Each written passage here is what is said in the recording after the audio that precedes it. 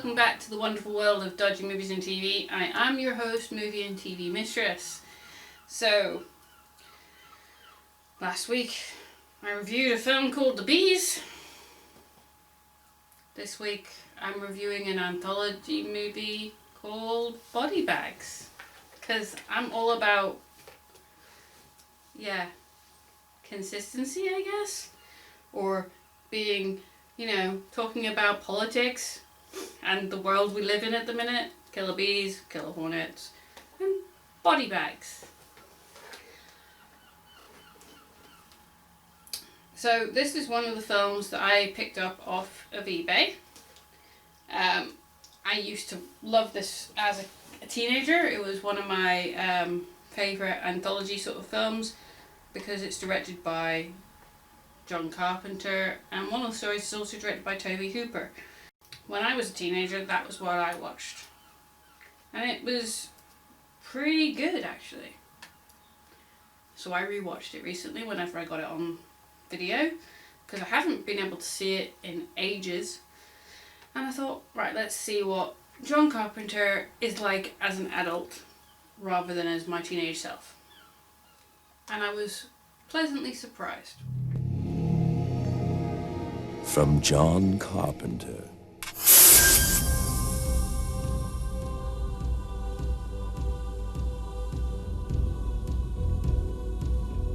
Something's coming.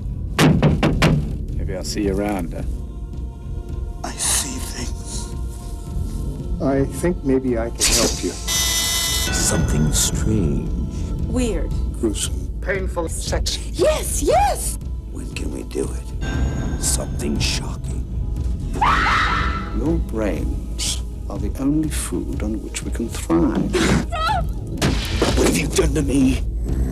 Something terrifying. I have to finish digging your grave. John Carpenter presents Body Bags. So like Tales from the Crypt. You had Tales from the Crypt in the 90s, you had George A. Romero's Creep Show, you had George A. Romero's Dark Side movie, Creep Show 2, and don't even talk about Creep Show 3, sort of movies and TV shows, and you had all those anthology series where it's kind of got a bit of humour, but there's some dark, twisted stuff. Well, that's what this is. It is introduced by John Carpenter playing a character in a morgue.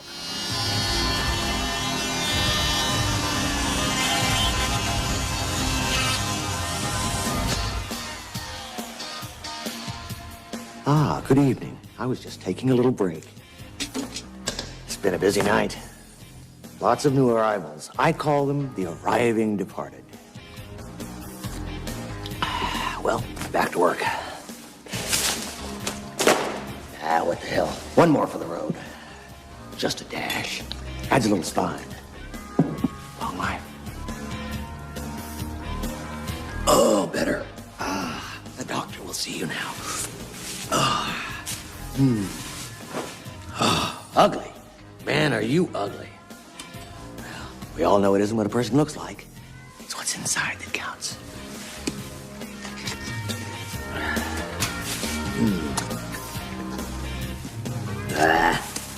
Death by natural causes. Natural causes. Natural causes. More natural causes. I hate natural causes. Give me a big old stab wound to poke around in, then I'm happy. Here we are. Body bags. See, if it's murder or suicide or a nasty accident, they put them in these bags. This one was found on a stretch of lonely highway, miles from the nearest town on a pitch black night. All the sections in between each story starred John Carpenter and was directed by him, and has a couple of little cameos at the end. And all the three individual stories that are in this that he tells are: the first one's called Gas Station, and that's directed by him. The second one is called Hair, I think. again directed by him, and then the final story is directed by Tobe Hooper and is called The Eye. Rather than go in order, I'm going to tell you which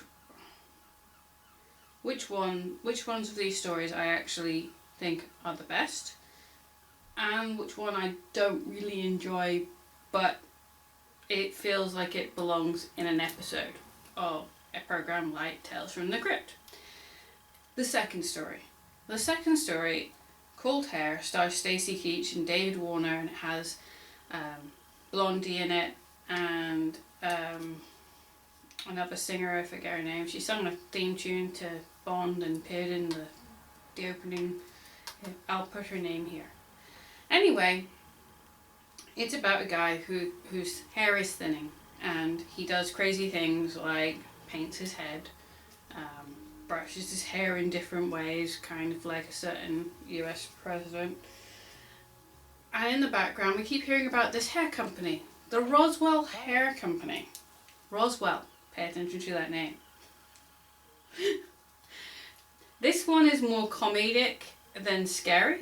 It is gross, and it makes me kind of want to puke a little bit, and it did make me kind of not like Stacey Keach for a while, a bit like how Alien made me hate John Hurt for a long time, because ew, face hugger, burst chest, that's all I'm saying.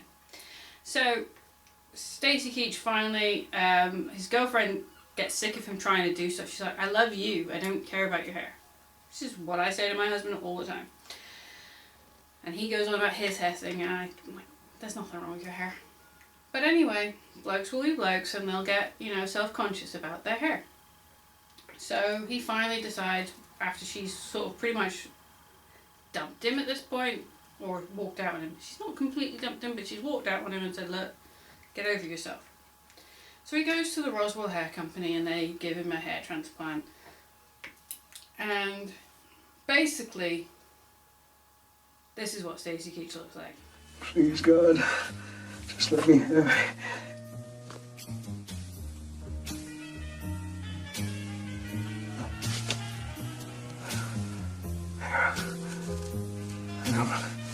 Oh my God.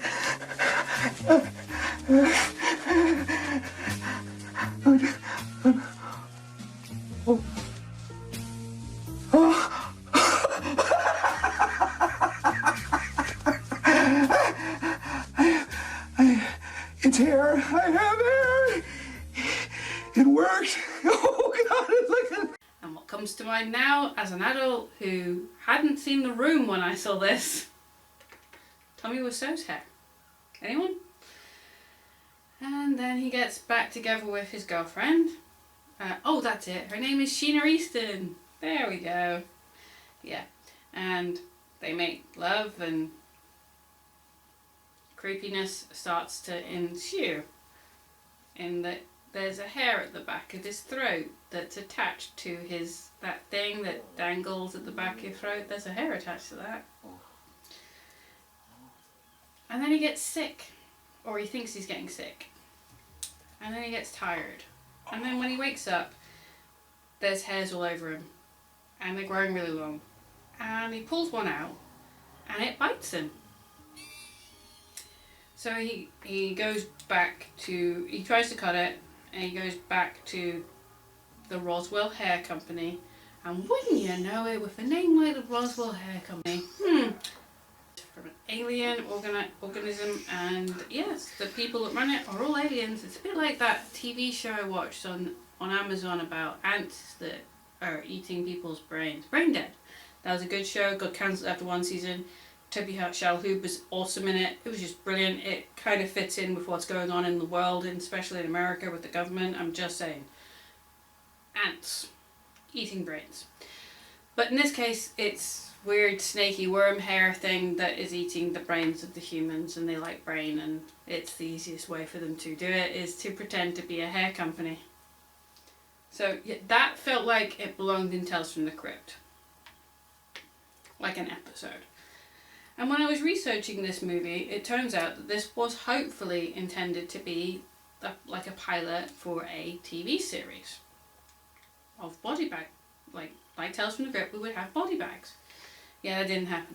But still, we get a great couple of stories. The next story that I'm not a huge fan of, but I chose to watch this movie as a teenager because I was going through a Mark Hamill phase.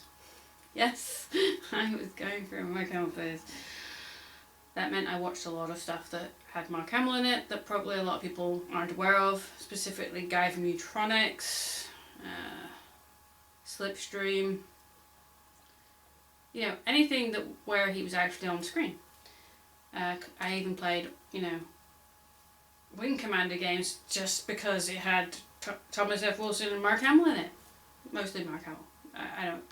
You know, oh yeah, Malcolm McDowell was in it, but I was, you know, focused on Mr. Hamill. Anyway, moving on.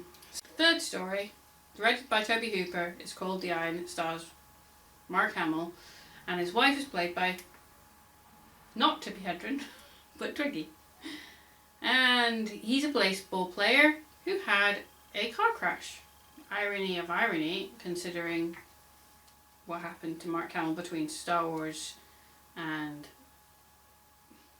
Empire Strikes Back. And apparently Twiggy was at one point married to a baseball player, so there's a connection there. So anyway, he has a car accident and loses one of his eyes. It's really horrific. It's well done special effects and makeup. And then he gets an eye transplant. And you get cameos from like Roger Corman and stuff in this, and yeah, it's like spot the famous horror directors. That's the fun thing about Body Bags, is trying to spot the famous horror directors in the shows or in stories. And oh yeah, Greg Nicotero turns up as well in the hair. That's right. He did the makeup on Evil Dead. Anyway, well, Evil Dead 2. So, when you know it, he gets an eye transplant from a serial killer that was sentenced to death. Oh, Brad, aren't I supposed to see you this afternoon? What have you done to me? I don't know what you're talking about. What's happening to me? Are you out of your mind? Calm down. This eye. Where in the hell did this eye come from? What does it matter? Tell me!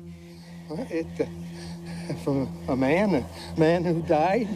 How did he die? He was executed. He died in the gas chamber. Well, who was he?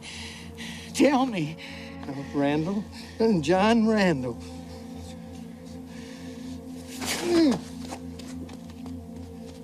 Yay? He doesn't know that at the start. His wife's pregnant and he's staying home to recover. He gets migraines, which I completely get. Ugh. And it feels like it's right behind my right eye, and I feel like stabbing my own eye out. On occasion, I have felt like I could just do it. So I get what he's going through. So yeah, he starts seeing visions based on the serial killer, and then he just, you know, then we have a really weird sex scene where he bites Twiggy's shoulder, and you see Mark Hamill's butt, and as a teenager I didn't mind. As an adult, it kind of reminded me of, well, Tommy Wiseau again. I was like, ew. He finally starts listening after he's tied Twiggy's hair to a table leg, and he's gonna kill her because she fits the psycho killer person description of women that he wants to kill, based on his mum, who was a bitch. Thankfully, he listens to Twiggy when she starts telling him to read the Bible, and wouldn't you know it, he plucked his eye out. Well, no, he didn't. He stabbed himself in the eye. That's the final story. It's pretty gross. It's very much obvious that it's a Tobe Hooper film with some of the shots and the grossness, and yeah, so you can kind of tell it's a Tobe Hooper. The Dark Critic even pointed out that he thought that the house that they live in looks very like a certain poltergeist house. Could be, couldn't, I honestly couldn't say. But that is my second favourite, and then my favourite is the very first one. Again, as I said, two of the stories are directed by Mr. John Carpenter, and he knows what he's doing when it comes to scares. And let's see who you've got in this. You've got the guy from Revenge of the Nerds, the werewolf from American Werewolf in London, David Norton turns up. You've got Sam Raimi, he turns up. Wes Craven, and Buck Flowers. Now, if you don't know who Buck Flowers is, don't worry. You will have seen him in Back to the Future. I really have to go to the restroom. Oh, the key's in the booth. I have to get the other set. He is Red. He's referred to as Red in Back to the Future, and if you actually pay attention,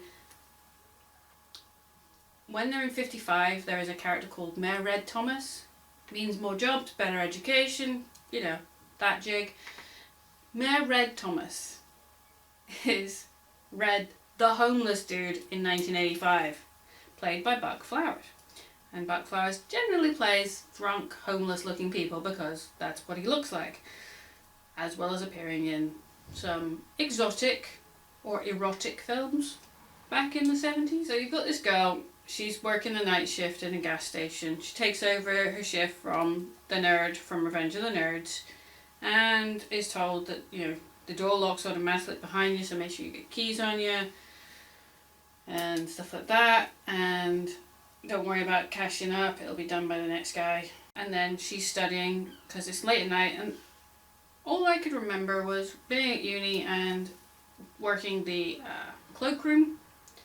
And once everyone turns up, you're left alone, so you can either read or study. I chose to read Stephen King books back then, which was not a good thing when people suddenly knocked on the window.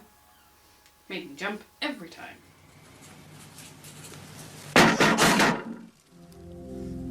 Pack of Coronados.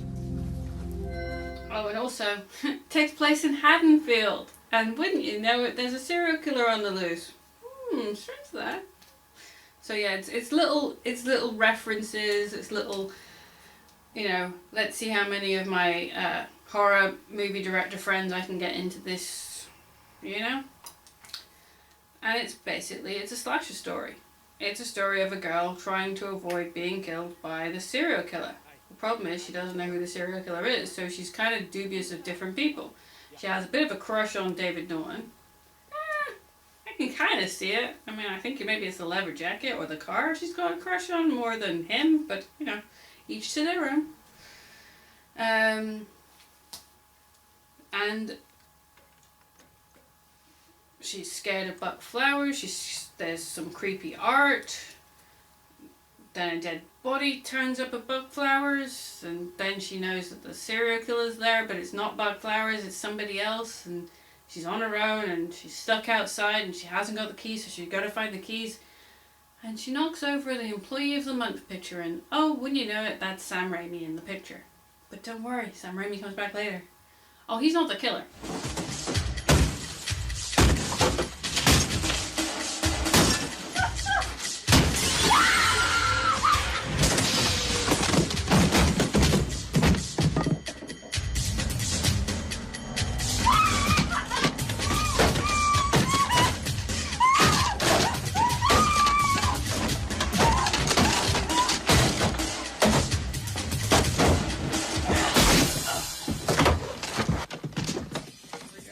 Yes, it is the nerd from Revenge of the Nerds. This is the death that they go with.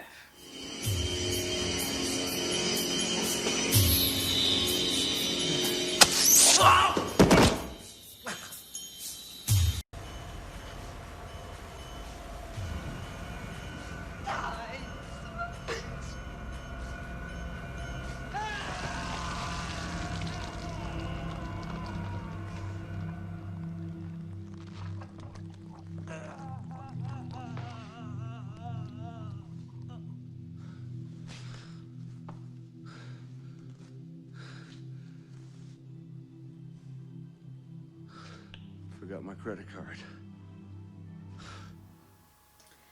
And every time I see this death, I laugh. Because why? I mean, yeah, I'm all for crushing him, but it's the blood Blood spray makes me laugh every time. But it's the best story and it's very well done. The jump scares are really done. Like the jump scare here of her opening a locker and out falls Sam Raimi on top of her. Sam Raimi must have had a load of fun just playing dead and just being on top of her. But as well as those three stories, you have, as I said, John Carpenter is playing a guy in a morgue who's drinking formaldehyde and telling you the stories and all the grossness. And at the end, he is exactly like the Crypt Keeper. So, turns out the real morticians turn up, one being Tom Arnold and the other one being Tobe Hooper, because gotta get Tobe Hooper in there somewhere because everyone else has been in it. And he hops back into a body bag and is still talking to the camera while they're cutting him open and look at him, and then they're going, dude, looks like he drank formaldehyde whenever they pull out his liver. It's hilarious. And it would have been a great way to keep that show going. It would have been a great TV show, but it would have been, the problem is, it would have been very similar to Tales from the Crypt. And as much as I love Tales from the Crypt and Creep Show and all those other anthology things, and I used to love the dark side and the monsters and stuff, I think maybe we had reached our limit with regards to anthology shows or movies until they brought back in the, like 10, 15 years ago, the Masters of Horror. Masters of Horror probably owes a little bit of debt to Tales from the Crypt and all of those other things that happened back in the 90s and late 80s. And definitely owes a lot to John Carpenter and Tobe Hooper. Because, yeah, they can do horror and they can freak you out. But I just don't want to see Stacy Keach with long hair ever again. Stacy Keach in The Sicilian Cross or Street People or whatever you want to call it, destroying a car? Yes. Long hair and it attacking him and growing out? No. If you get a chance to see Body Bags, I would highly recommend it. It is a great thing to watch. I know I've probably spoiled the stories, but go and enjoy it just for the jump scares and the special effects and the makeup. And give John Carpenter and Tobe Hooper some love. So thanks for watching. Tune in again next week for something else. But like I said last week, comment, give me some ideas, get involved in a conversation with me, talk about whatever. You can comment down below. Facebook, Twitter, Instagram, all links are in the description. Remember to hit the subscribe button, share this video, even if you like it or don't like it, just share it with your friends. And when you hit the subscribe button, if you hit this notification bell over here, it will notify you when I upload, because as I said last week, sometimes I need a rest. And I will see you again soon. Thanks for watching. Bye!